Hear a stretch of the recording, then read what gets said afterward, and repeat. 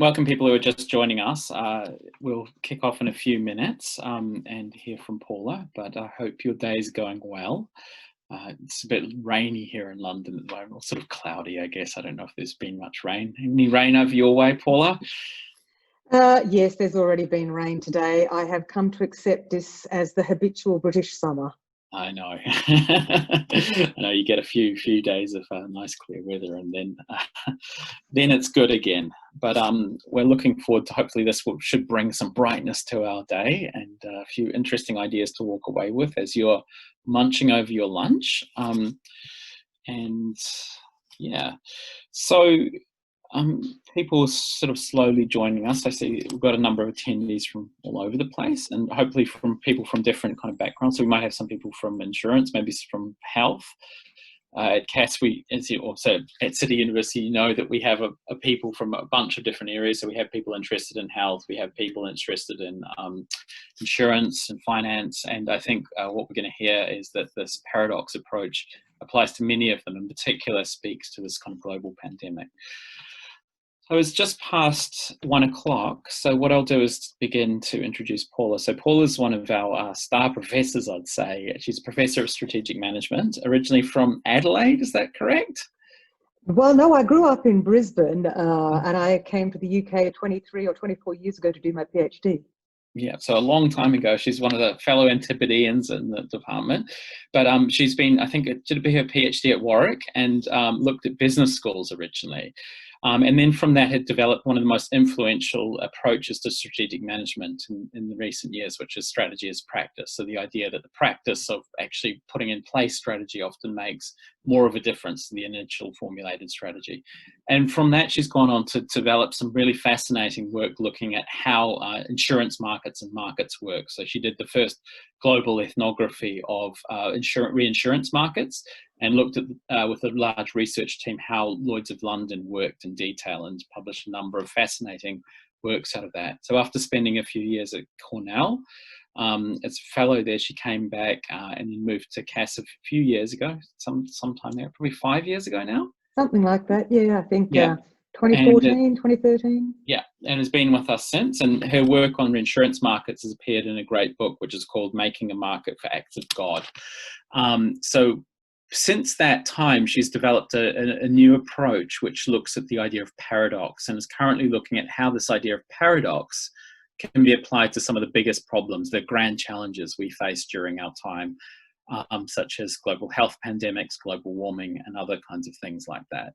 So what I'll do now is pass it over to Paula and hear from her about what this paradox approach has to tell us about global health pandemics and other kinds of things. So I'll stop sharing now and pass it over to Paula. Thanks very much, Andre, for that introduction. And my plan today is to talk to you a little bit about some, well, just my thoughts on the way that we're currently considering this pandemic in terms of what I see in the media and what my scholarship, both as a paradox scholar and as a practice scholar, sorry, it always happens, doesn't it, that your phone rings just as you're about to do something. Sorry, it's both as a paradox scholar and as a practice scholar on what I think about some of the things that I'm seeing in the media and ways that we might want to frame these a little differently to help ourselves resolve some of the tensions that we're probably feeling as we try to live with this pandemic. And so I guess the first thing is maybe just a tiny little bit of theory here, if you like, and I guess you can all see my screen, so what is paradox? And theoretically, it's things that are both interdependent, we need both, and yet they are contradictory, and that those contradictions are persistent. And the theory says that they occur at multiple levels: individual, group, organizational, and at the social system level. And I think what's important about that when we think about some of the tensions we're experiencing now around this pandemic is, where are we experiencing them? Are we experiencing them as individuals, or is this something in the social system? How do those things connect? And part of that, what's important about that, is understanding that any experience of something as contradictory could be occurring at one nested level, but at another higher or lower level, people might not be, or organizations might not be experiencing that as contradictory. And so to make that a little bit less theoretical or abstract, let's actually have a think about what some of the paradoxes are that we're seeing all the time. Or let's have a look at how this pandemic is being presented to us as a paradox, because I think that's the more important thing to think about. Is a paradox real, or is it something that's presented to us or framed as a paradox, as in contradictory? And I think that it's important to understand that things are at some level, the world is full of kind of contradictory forces. And most of the time we live in those, and those things are latent. They're not causing any problems for us. We can negotiate them. But there are times or moments when they're made very salient because of something we're experiencing. And pandemic is that context. And I've become quite troubled about the way I see some of that presented in the media.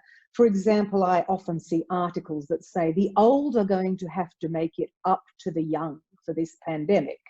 And I mean, that's a kind of interesting statement to me, because it kind of assumes some agency. The old have somehow done this to the young deliberately, and therefore owe it to the young to make it up to them. And I think it's grounded in the idea that older people are more susceptible to this pandemic and more susceptible to negative effects. And so we've all gone into some sort of lockdown, which brings this economy versus health.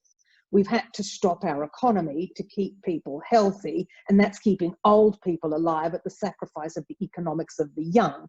And of course, for me, these things are actually, there may be, if you want to look at them that way, some truths in that we do need to keep, that older people are more susceptible than younger people in so much as we know, and that certainly some of the measures that we are taking are restrictive to our economy, but they're being framed in very much a versus way, as if it's versus. And yet, I invite us to think about these as more interdependent, because can we even have an economy if we're not healthy? So if we say, well, let's not lock people up, let's not have that problem, let's keep the economy going. And we've seen one or two countries that have tried that. So are we saying they've got great economies, shame about their health? We have set that up as a paradox, as a versus, that makes these things seem more contradictory. And yet old versus young was at always some level a latent set of contradictions, and yet interdependent. The economy versus, our well-being and our health has always been at some level latent. And most of us negotiate something that's good enough for the economy and good enough for our health, good enough for these things, and, work versus life. And so my point is, sometimes conditions make these things. There are moments in which things are more salient. And then we have some choices about how we frame them. And my concerns with the way that we're framing them currently, and of course it makes good headlines, is that we're framing them as oppositional.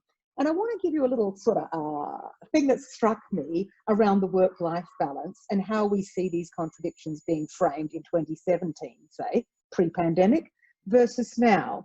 And so I think you'll all remember this situation in which an expert, Robert Kelly, was broadcasting live, and you see him, he's dressed up at home, he's wearing his suit there. We assume that he's in an office, he's got a map of the world behind him, until his children burst in. And at the time, that was seen as, really traumatic. His wife, snuck in to grab those children out of there quickly. He assumed that his career was over because of this. All of this was posed as if this man was at work, and therefore we should assume that he has no other life. So it was very much framed as not work-life balance, but as a struggle, as a tension. This kind of thing where he's either at work and we don't assume he has children or any other life. And if his children intrude on his life, then that's going to fray, these pictures of struggle. It's going to fragment things. It might snap his work life. To what we've had very recently, and I think these are two interesting examples that sit somewhere between them, where we've had a news presenter's child interrupt and recognizing the situation of her mother perhaps his mother being somewhat distracted, using it as an opportunity to get 2 biscuits. And then we also had this situation where we had an expert making comment, and her child came in. And actually then the interviewer engaged with the child. The child wanted to know, who is the man you're talking to, mummy? And the interviewer engaged with the child. And we have a very different situation there. I think that we had with the Sky News interview, there was some negativity. Let's pull away. This woman is doing homework now. Let's pull away from her and go back to the important work world. versus how we saw it when we saw Claire Malloy talking, where the interviewer didn't try to pull away from that and simply responded of, well, of course, you're giving me some useful expert advice, and you also have a child, and I don't see those things as contradictory. And we get these other kinds of images as these things are interpenetrated. These people are experts, they're interviewers, they have children. Why do these things need to be in contradiction? You know, we can bring these things together. And it's to do with how we frame them and how we see these things. When we frame them as old versus young, health versus economy, work versus life, expert versus child, having children, you know, expert versus parent, then we set these up as something that can't be reconciled. Yeah, they are things that must be versus, they can't be reconciled, and so we become antagonized by them. But actually, and as a practice scholar, what I think is beautiful about this is looking at Claire Wenham and how people responded to the way that the interviewer and Claire herself managed that situation. Claire didn't have a struggle with that. Yes, I'm an expert. Yes, I'm having an interview here. Yes, I have a child. And as you see from this comment, which I think is a beautiful comment that sort of summarizes my view on everyday practice, at that moment, probably the contradictions of working from home and having children were made a bit salient to her, but she negotiated in the moment that the salience of that in ways that made it not contradictory and not a struggle. She may have been a bit upset, but she simply handled it and got on with being both an expert and a parent. And I think that's the sorts of things that are important for us at the moment as we go through this situation. If we frame, as we often see in the media, this is contradiction, we set it up so that we can't resolve it because we make things polarized and opposite. Old making it up to the young, you know, young in a disadvantaged, work versus life. But actually, really, these paradoxes, this is a big, without a doubt, this is a big paradoxical situation. There are many contradictions that are raised by the globally interdependent systems in which we live. This COVID-19 has exposed some of those contradictions and made them more salient, but they were always there. It's just made them more salient, and it's how we live with them in the moment that makes that salience more or less bad. And I think that I'll hope that those three little examples of children bursting in during work time give you some feelings about how you can make those more contradictory or less contradictory in the moment through how you frame and live with them. And so from a theoretical perspective, what we talk about this is zooming in on the paradoxical moments. It's not a 100% continuous, it's a paradox, it's a contradiction. Right now, everything's bad, everything's a contradiction. We should frame it that way, although sometimes the media might make us believe that, but rather we should accept that any of these things is pulling apart at certain times. And at moments that will be more contradictory to you.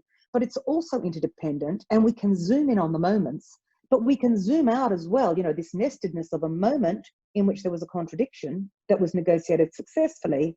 And we can zoom out to say, actually, these things are interdependent. You can be a parent and an expert. We can have ultimately a strong economy and also strong health, maybe not all at the same moment. And so it's about acknowledging this relationality between the things we are doing, rather than privileging one moment, one individual, one organization, or one group of individuals, the old, one group of individuals versus the young, and seeing that as having the primacy with which we must frame this as a contradiction. And so I guess the so what of what I'm saying is, you too may be feeling stressed. I have days when, you know, I just think, oh, this thing will never go away. And so it gets me down. But I'm also able to draw with some comfort on my theoretical lens and to know that these are things that are unfolding in the moment. I have many moments that are actually very good right now, where these things, I can frame them and live with them well. And so it's that potential for us to frame things in the moment as contradictory or as more interdependent, as something I can negotiate and juggle versus something that is a disaster. And so I just want us to think about the way we live with paradox. We live with it all the time. It is exacerbated during this time. And it's a bit like one of these Isha type diagrams, like this little cube on the, you know, it's both logically inconsistent and yet it's appealing that we can live with it. And as long as we're defensive, as long as we keep splitting the world into opposing categories and trying to suppress, let's suppress the economy for health or suppress health for the economy, which is of course ridiculous, then we'll set up oppositional categories that will create vicious circles. We'll create tensions, will be things that we are unable to resolve in ourselves as individuals and that socially become, exacerbated versus, and I mean, this is a bit of a simplistic way to look at it, I guess, in one way, but on the other hand, we have only what we can act upon, and to continuously adjust, not to think that there's some stable and certain moment in which all these paradoxes will be fine, but to embrace the fact that they're dynamic and moving and that we can live with that dynamism and that this is fine, this is okay, that we should not be expecting a perfect world in which the paradoxes have been solved, because they will not be, but that we adjust and we work with them. So this is just a few ideas that I have about paradox that are theoretically grounded and strong, but that I also hope give you some ways to think about what you're experiencing and seeing. And I'd be happy to sort of talk about any of the paradoxes you're experiencing or what you're seeing in the media. Okay, thanks so much, Paula, for the fascinating insight very briefly into what a burgeoning area of research. I wonder if you could maybe kick us off. So before I kind of go into it, if anyone has any kind of comments or questions for Paula, please put them into the Q&A, even just reflections on paradoxes which you might face and how this applies to the business world. But let's start out by just asking Paula, can you think of an example of a business which has dealt well with any kind of paradox? Yeah, so actually, paradox has become a very important lens in the research that I do, because I'm looking at how we're using financial market mechanisms, particularly insurance mechanisms, to address social and developmental goals. So, for example, how we can make people more financially protected against disaster, how we can make societies more resilient. And when you think about it as a purely market mechanism, then it's not intended to have social goals. So one of the things that I've been looking at and I've been quite excited about seeing in the media just lately is we have a flood insurance pool in the UK, which is actually for those who can't afford flood insurance because due to climate change, they're in areas that are increasingly at risk of disaster, of flooding. And we saw that this year. It's what I call the forgotten disasters. We had bushfires at the start of this year. We had 3 named storms in a row with catastrophic flooding throughout the UK. Some of those people have had to go into lockdown, not in their own homes, but we've got a bigger disaster right now, so they are the kind of secondary disasters. But one of the things that's come out of that is that where insurance was seen as purely this market mechanism, and it has no role in recreating or making things more resilient, we use this paradox lens to express how that in our work with Floodry, and we've been very excited to see that the Environment Agency at the moment has now decided to invest in flood resilience and also to use the claims against flooding so that come from this social mechanism, the flood reinsurance pool, to build back better, to build these homes back in a more resilient way. They've said there is a paradox here between saying price is a signal. That means we should charge you more because you're more at risk. You're more at risk. You should charge more because you charge more because you cost more, to saying actually you cost more for reasons that are not your own fault. If we were to use this mechanism in a different way, we were to use that money we're giving you, we could make you more resilient, and then you would actually be able to afford the insurance. So it's a kind of, they've created a more virtuous circle. It's going to take some time. But, it's my hope that, there's no reason why financial and physical protection should be paradoxical. And yet, because of social policy and economic policy, they often are, because people frame them that way. And this is being framed in a different way. So the next question we've got is, how can you relate this paradox lens with a strategizing perspective? So I guess to kind of translate this, that would be a paradox lens is a new way of seeing how do we do strategy, and a strategizing perspective, I guess, is looking at not necessarily formulating a strategy, but the process of how you develop it over time, very briefly described. So how do you relate, for a broad audience, how would you use this paradox lens if you were developing and implementing a corporate strategy? Yeah, I actually think it's a really important lens for strategy. It's how I actually came to paradox. I was a strategy as practice scholar, and it struck me that the world was very pluralistic. That while strategy as a theoretical area was all about your core competences and your capabilities and sticking to the knitting and all these kinds of things, that organizations were torn in multiple ways. And that all of these things were legitimate. So I would look, for example, at regulated industries And on the one hand, regulation was making enormous sense if you were looking through one lens. But if you were looking from, say, a shareholder perspective, then you should let the market rip. That regulation is preventing us from maximising profits, and good strategy says you maximise your profits. And I think that both of those are very legitimate things, you know, and although they come into clashes. And so in that sense, I began to see that we needed lenses that said strategists actually are probably very competent at managing pluralism because they live in very complex worlds, and they're not as naive as they're not as naive as some of our theories of strategy are, if you like. And so I think that some of the things that we've seen in the literature are things like explore, exploit, have often been positioned as, well, do you explore, do you exploit? There's been quite a lot of strategy literature now adopting the paradox lens to show the sort of dynamism and practices of managers who are able to negotiate both of those things, and to see them as not contradictory, although potentially sometimes that involves some sequencing, some bouncing between different boundaries. So I think it's an increasingly relevant lens to strategy, and I hope it'll even get more relevant after this pandemic, because otherwise we are in a situation in which we could see that a lot of inequity has been exposed. It may increase, and if we go with very simplistic, you know, one-way answers, winner takes all, we're actually going to end up suppressing a whole bunch of things that will only come back to bite us. One thing paradox will definitely show you is if you suppress something, somewhere you are creating a problem for yourself later on that will be much bigger. So I'm very much hopeful that it'll become part of the answers going forward. Okay, so the next question is from Guy Taylor.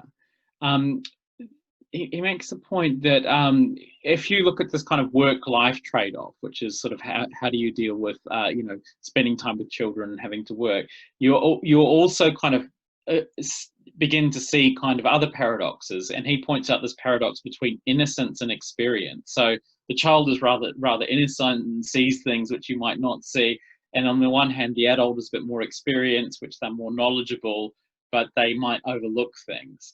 I wonder if that sort of tension between innocence and experience, or, you know, being, you know, put, how would you call it, sort of exposed to other perspectives, kind of begins to tell us something. Yeah, I actually think that's really a nice way to put it, innocence versus experience. I read an article in the FT on the weekend, and it was in the how to spend it area. You know, the FT used to have that Let Them Eat, I used to call it the Let Them Eat Cake magazine, which was the how to spend it. And it was, you know, goods that I would look at and think, are there even people in the world who want those goods, let alone can afford them? But it was a columnist talking about his reflections on himself working from home, that and how the reflections of his children and his family upon him, you know, so he's an important person when he's at work, you know, and so when you're at home, you're not at home as often, and maybe you have some imperfections, but you're getting such a buzz from your work. But actually, he had a tantrum at one of his children because they weren't doing their homework, and his son in the next room burst into tears, and 20 minutes later told his father, you should be ashamed of yourself, you should leave the house. You know, and he reflected on what he'd learned about himself as a human being and what matters. And I actually think that in some ways, this forcing our work and our personal, you know, and our home life together has forced us to confront what matters to us. And do I actually just want to be a hero in the corporate world? Or would I actually like to be the sort of person that my kids would like to have around? And do those two things have to be separate? So I love that innocence versus experience, because that very innocent response made a mockery of his experience. It wasn't the experience that was useful in this context.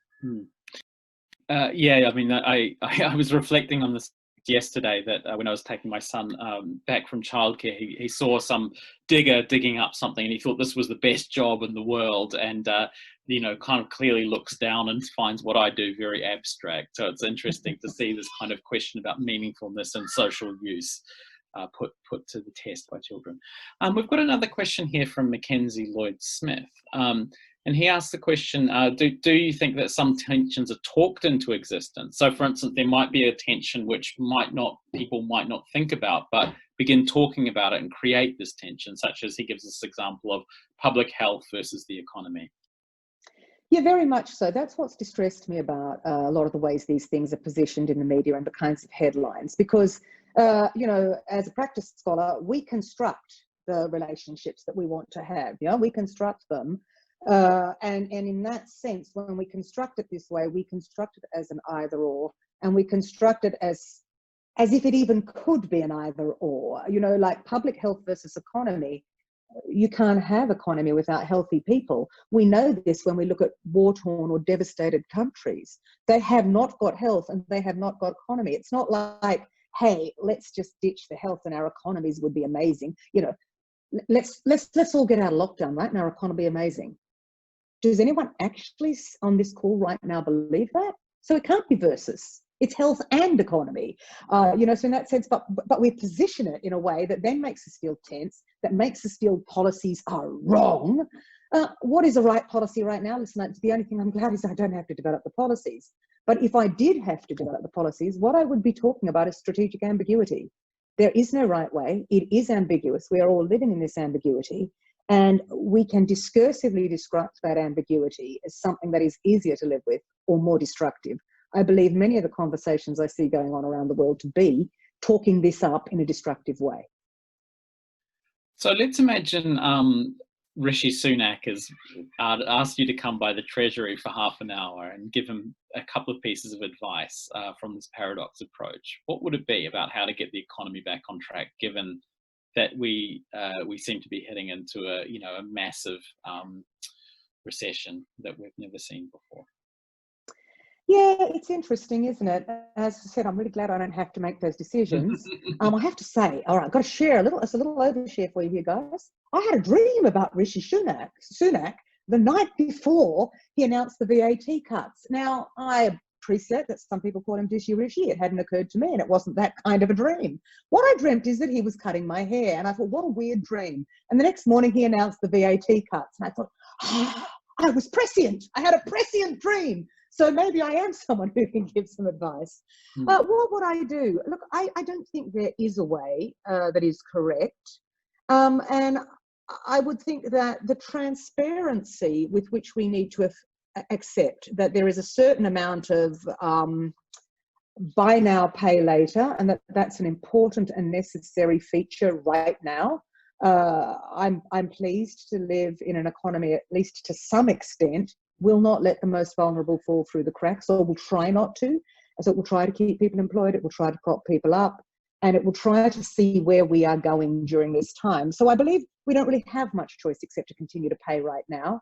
At the same time, I believe somewhere we're going to need to find ways to wean off that and to understand where is the pain point and how are we going to pay for this. Given that every country in the world will be doing this, it'll be quite an interesting experiment, in fact, you know, and it is an experiment. We don't actually have an answer. Of course, I speak as an abstract social science saying, how interesting, what an interesting natural experiment. But I'm going to live that natural experiment. So are you. And, you know, so are the people. I live in a very diverse neighborhood, which is everything from a palace to Grenfell Tower. You know, those people are going to experience that set of situations very, very differently.